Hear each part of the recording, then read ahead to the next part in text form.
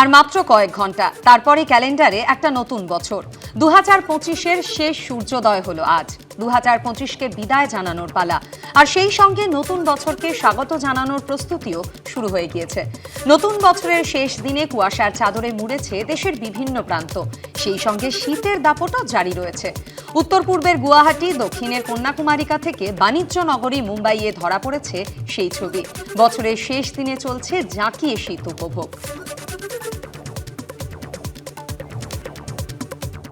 বিধানসভা ভোটের মুখে নরেন্দ্র মোদীর পর এবার মতুয়াদের আশ্বাস দিলেন অমিত শাহ। মঙ্গলবার কেন্দ্রীয় স্বরাষ্ট্রমন্ত্রী বলেন, মতুয়াদের ভয় পাওয়ার কিছুই নেই। পাল্টা আক্রমণ করতে দেরি করেননি মমতা বন্দ্যোপাধ্যায়। ইতিমধ্যে এসআইআর এর শুনানিতে ডাক পেয়েছেন মতুয়াদের সিংহভাগই। 26-এর নির্বাচনে তারা ভোট দিতে পারবেন তো, আশঙ্কায় রয়েছেন মতুয়ারা। मतुआओं को डरने की कोई जरूरत नहीं है। এতদিন কি করছিলেন? দুধ ভাত খাচ্ছিলেন, আর আজ নমশূদ্রদের নাম বাদ, মতুয়াদের নাম বাদ। এসআইআর আবহে রাজ্যে এসে ফের মতুয়াদের আশ্বাস দিলেন অমিত শাহ। 2025-এর শেষ লগ্নে এবং 26-এর বিধানসভা ভোটের আগে মতুয়াদের নিয়ে রাজনীতি এক নতুন মাত্রা পেল মঙ্গলবার। বর্তমানে রাজ্যে এসআইআর এর শুনানির লাইনে দাঁড়াতে হচ্ছে মতুয়াদের একটা বড় অংশকে, কারণ সিএতে আবেদন করলেও তাদের বেশিরভাগই এখনো নাগরিকত্বের শংসাপত্র পাননি। ভোট দিতে পারবো কি না পারবো এটাই আমাদের সন্দেহজনক। সার্টিফিকেটটা পাইলে আমাদের খুব সুবিধা হইতো। আমাদের হিয়ারিংয়ে ডাকছে, আমাদের হিয়ারিংয়ে দেখাতে পারতাম। আবার মতুয়াদের মধ্যে এমন অনেকেই রয়েছেন যারা এখনো সিএতে আবেদনই করেননি। বলছে যে সিএতে অ্যাপ্লাই করে নাগরিকত্ব তারা পাবে, তারা যে পাবে নাগরিকত্বটা, কিন্তু আমরা তো দেখতে পাচ্ছি না যে তারা পেয়েছে। কিন্তু শুনানির ডাক পৌঁছে গেছে সকলের কাছে। এই অবস্থায় 2026-এর বিধানসভা নির্বাচনে ভোট দিতে পারবেন কিনা এ নিয়ে আশঙ্কায় রয়েছেন মতুয়াদের একটা বড় অংশ। এই আবহে গত 20 ডিসেম্বর মতুয়া অধ্যুষিত রানাঘাটের সভায় অডিও বার্তায় নরেন্দ্র মোদীর মুখে হরিচাঁদ ঠাকুর থেকে বড়মার কথা শোনা গেলেও মতুয়াদের প্রশ্নের উত্তর মেলেনি। श्री हरिचांद ठाकुर ने हमें कर्म का मर्म दिखाया, श्री गुरुचांद ठाकुर ने कलम थमाई और बोरोमा ने अपना मातृत्व बरसाया। इन सभी महान संतानों को भी मैं नमन करता हूं। পরে এক্সান্ডেলে প্রধানমন্ত্রী লেখেন, আমি প্রত্যেক মতুয়া ও নমশূদ্র পরিবারকে প্রতিশ্রুতি দিচ্ছি যে আমরা সর্বদা তাদের পাশে থাকব। তারা তৃণমূল কংগ্রেসের দয়ের উপর নির্ভরশীল নয়।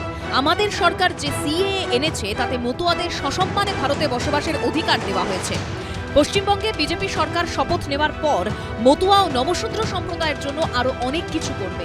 মোদীর পর এবার সেই প্রতিশ্রুতি শোনা গেল অমিত শাহের গলায়।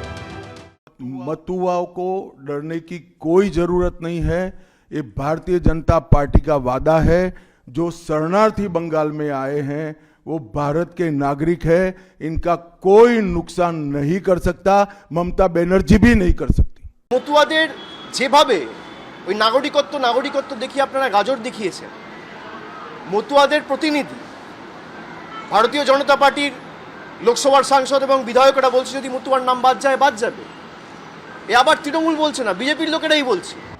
বিজেপি তৃণমূল দুপক্ষই বলছে মতুয়াদের পাশে তারা আছে, কিন্তু মতুয়াদের একাংশ প্রশ্ন তুলছেন, শুনানিতে তাদের কি হবে?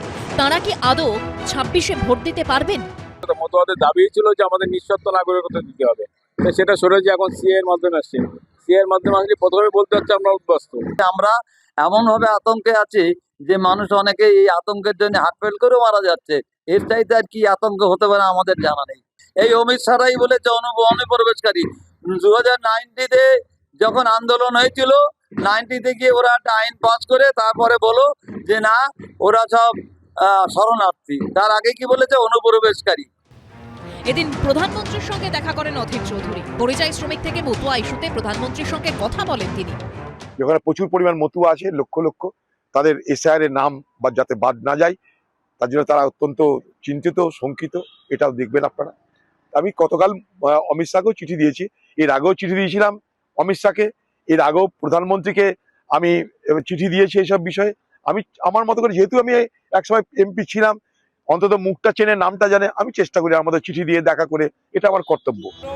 এদিন খসড়া তালিকায় বাদ যাওয়া এবং এসআইআর এর শুনানিতে ডাক পাওয়া মতুয়া, নমশূদ্র সহ অন্যান্যদের নিয়ে নদিয়ার নাকাশীপাড়া ব্লক অফিসে বিক্ষোভ দেখান পলাশীপাড়ার তৃণমূল বিধায়ক মানিক ভট্টাচার্য। দীপক ঘোষ, বিজেন্দ্র সিংহ ও সমীরণ পালের রিপোর্ট, এবিপি আনন্দ। পশ্চিমবঙ্গে এসআইআর ঘিরে তপ্ত রাজনীতি। ফের নাম না করে মুখ্য নির্বাচন কমিশনার জ্ঞানেশ কুমারকে নিশানা করলেন মমতা বন্দ্যোপাধ্যায়। বিজেপি ও নির্বাচন কমিশনের আতাতের অভিযোগও তুললেন। পাল্টা আক্রমণ শানিয়েছেন অমিত শাহ।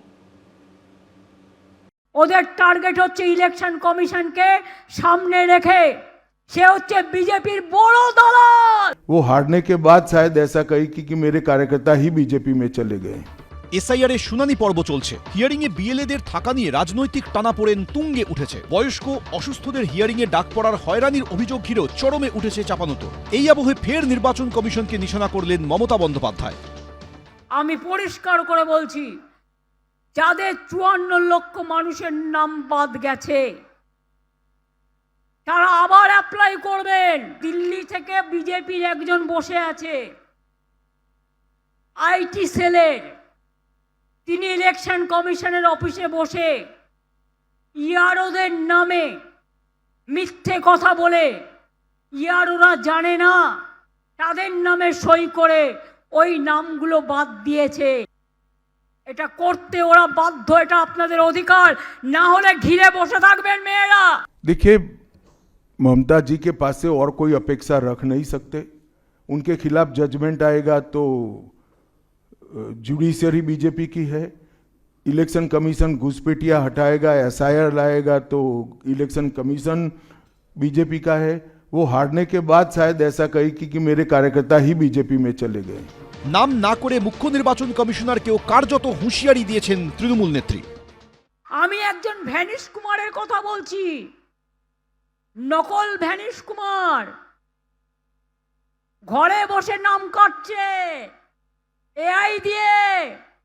একদিন দেখবেন আপনার নামটাই কেটে গেছে, বিজেপি চিরকাল থাকবে না। সেদিন মনে রাখবেন, আপনার পরিবারের ওই ডিএমও থাকবে না, আর আপনার পরিবারের এসপিও থাকবে না। নিজের পরিবার গোছানোর জন্য বিজেপির দালালি ভাবছেন, এখন শান্তিতে ঘুরে যাচ্ছেন, তাই এরপর ইলেকশন করতে আসবেন না, বাংলার নাড়ু খাবেন তখন। তিলক মার্গ বলে একটা রাস্তা আছে দিল্লিতে, তার ঠিক বাঁ পাশেই হচ্ছে দেশের সুপ্রিম কোর্ট।